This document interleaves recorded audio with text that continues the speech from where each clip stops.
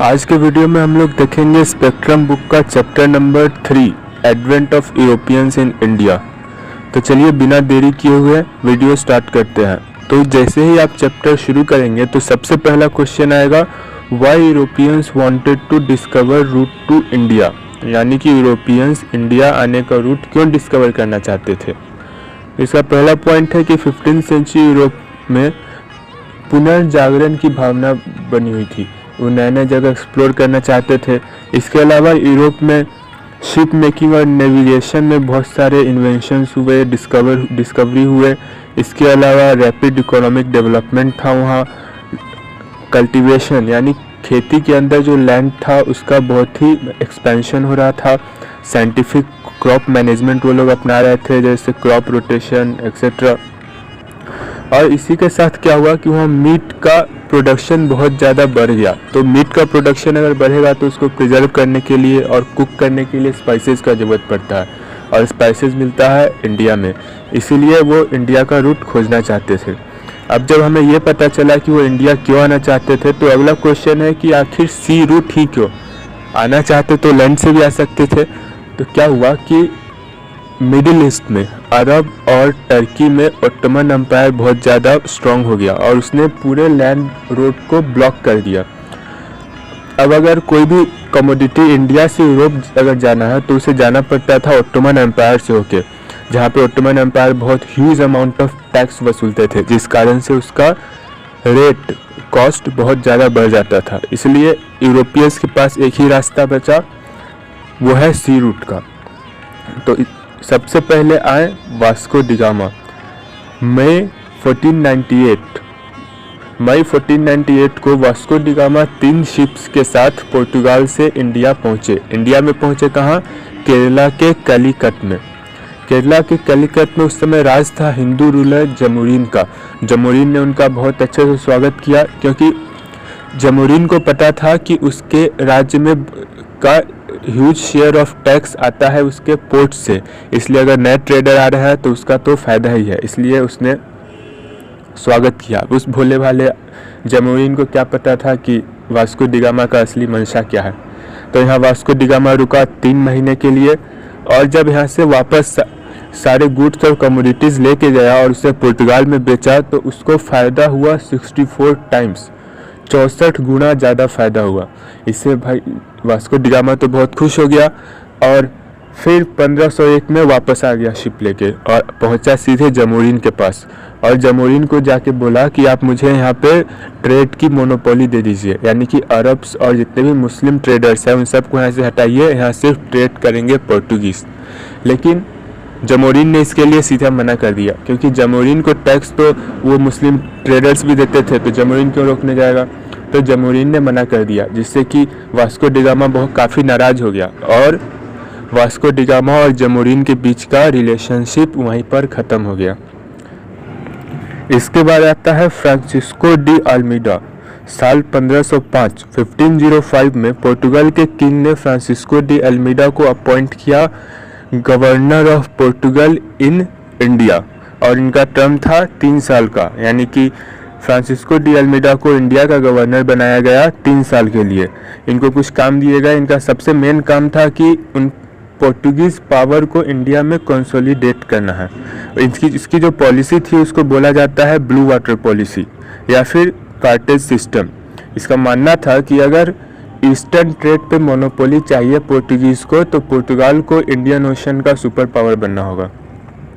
इसका 3 साल का टर्म था जो ख़त्म हुआ, तो इसको सक्सीड किया अल्फोंसो डी अल्बुकर्क्यू ने।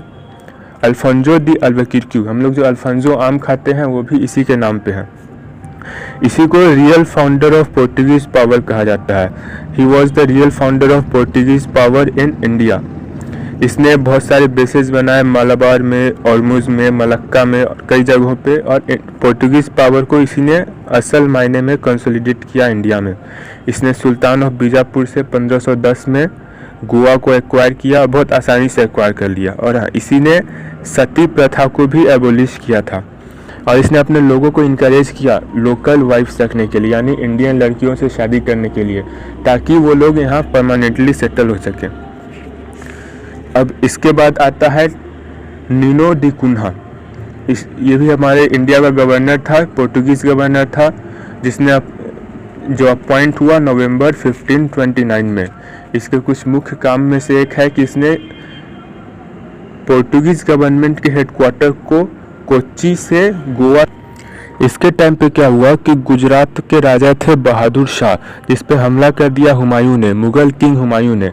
तो बहादुर शाह ने पोर्टुगीज़ को मदद के लिए बुलाया। पोर्टुगीज़ मदद के लिए गए, लेकिन बदले में उन्होंने कुछ आइलैंड्स को मांगा उससे, जो उस समय लड़ाई के समय बहादुर शाह ने तो हाँ बोल दिया, लेकिन बाद में देने से साफ इनकार कर गया, जिससे नाराज होकर पोर्टुगीज़ ने बहादुर शाह को अपने जहाज़ में बुलाया और वहाँ पे बहुत ही बेरहमी से बहादुर शाह का मर्डर कर दिया। अब हम लोग देखते हैं कि फेवरेबल कंडीशंस फॉर पोर्टुगीज़, यानी कि ऐसा इंडिया में क्या कंडीशन था कि पोर्टुगीज़ इतने आसानी से अपने पावर को यहाँ कंसोलिडेट कर पाए। तो सबसे पहला है कि सिर्फ गुजरात, यानी कि गुजरात को छोड़ के बाकी जितने भी स्टेट्स थे नॉर्दर्न इंडिया में, वो ज़्यादा पावरफुल नहीं थे, छोटे छोटे स्टेट्स थे और उनके पास नेवी तो बिल्कुल थी नहीं। इसके अलावा साउथ इंडिया में अगर जाते हैं तो वहाँ बहमानी किंगडम एकदम ब्रेकडाउन के करीब था, टूट रहा था, विजयनगर एम्पायर बचा नहीं था। और पोर्टुगीज़ नेवी यानी कि पुर्तगाल का नेवी बहुत ही ज़्यादा पावरफुल था, उनके पास एडवांस टेक्नोलॉजी था, वेपन्स थे, और सबसे बड़ा बात कि उनके शिप पे कैनन्स, तोप थे, जिस कारण से कोई नेवी उसके सामने टिकती नहीं थी। अब हम लोग बात करते हैं पोर्टुगीज़ स्टेट के बारे में। तो पोर्टुगीज़ स्टेट इंडिया में मुंबई से दमन एंड दीव तक फैला हुआ था। इसके अलावा उसके कुछ मुख्य शहर थे मैंगलोर, कन्नौर, कोच्चि, कैलिकट। इसके अलावा भी पूरे मलाबार कोस्ट पे पोर्टुगीज़ का इन्फ्लुएंस था। वो लोकल नेटिव प्रिंसेस के पॉलिटिक्स में भी इंटरफेयर करते थे, उनका काफ़ी इन्फ्लुएंस था।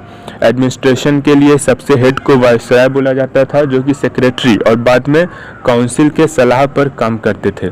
अगर हम लोग बात करें पोर्टुगीज़ के रिलीजियस पॉलिसी की, तो वो स्टार्टिंग में काफ़ी इनटॉलरेंट थे मुस्लिम्स के खिलाफ, मुस्लिम को काफ़ी प्रोसिक्यूट करते थे, लेकिन धीरे धीरे हिंदू को अभी प्रोसिक्यूशन शुरू हो गया और काफ़ी मात्रा में हिंदू और मुस्लिम दोनों के खून बहाए गए। और हम लोग बात करते हैं अब लास्ट में पोर्टुगीज़ और मुग़ल के रिलेशन के बारे में। तो सितंबर 1579 में अकबर ने एक लेटर भेजा गोवा के अथॉरिटी को, और उन्हें बोला कि दो अपने संतों को हमारे पास भेजिए। तो पोर्टुगीज़ तो काफ़ी खुश हो गए, उन्होंने सोचा कि तो बहुत अच्छा मौका है, मुग़ल को भी हम लोग क्रिश्चियन अगर बना लेते हैं तो पूरा भारत क्रिश्चियन हो जाएगा। तो उन्होंने अपने 2 प्रीस्ट को भेजा। वो काफ़ी दिन वहाँ रहे, लेकिन मुग़लों का धर्म परिवर्तन करने में सफल नहीं हो पाए, इसलिए बाद में निराश होकर वापस आ गए। ऐसे 3 मिशंस भेजे गए मुग़लों के पास, लेकिन कोई भी मिशन सक्सेसफुल नहीं हुआ। कुछ चर्च, लाहौर में एक नया चर्च बना, वहाँ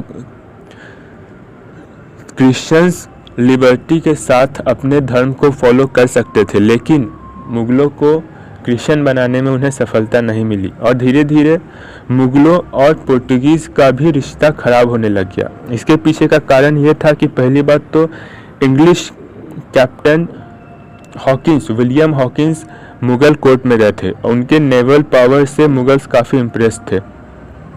इसके अलावा पोर्टुगीज़ काफ़ी डकैती, पायरेसी के एक्ट में इन्वॉल्व थे।